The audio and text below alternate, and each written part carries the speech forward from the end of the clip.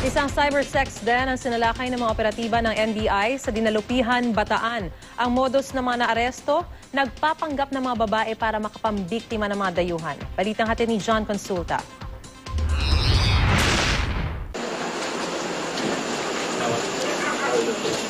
Nang ibigay ng kanilang asset ang hudyat,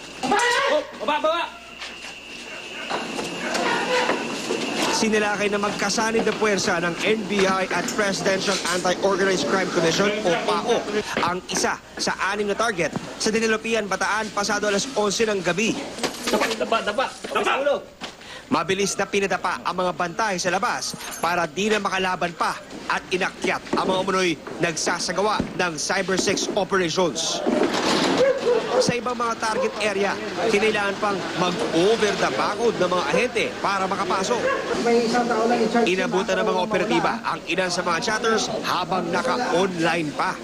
Dito na bumungad ang mga malalaswang videos at pictures na kanilang ginagamit sa illegal na operasyon.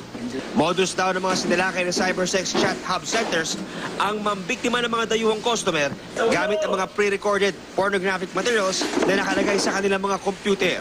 Base sa intel report ng PAOK at NBI, karamihan sa mga na-arrest ng chatters ay mula raw sa mga probinsya ng Pampanga, Bataan, Bulacan at Nueva Ecija. Karamihan sa kanila sangkot daw sa cybersex chat hub na kadalasan inuuwi sa sextortion.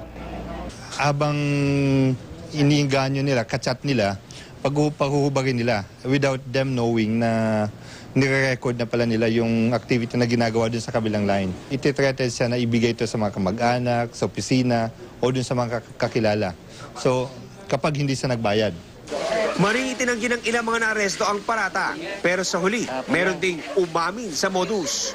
Totoo po ba, sir, na meron daw binibenta dito mga pornographic materials? Yung nangasabi ng mga nagtatrabaho dyan, wala naman daw. Ano binibenta po pala? Hindi ko po masagot dyan eh. So kakausapin niyo yung customer niyo? Po.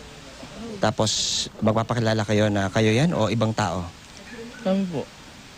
Ibang tao.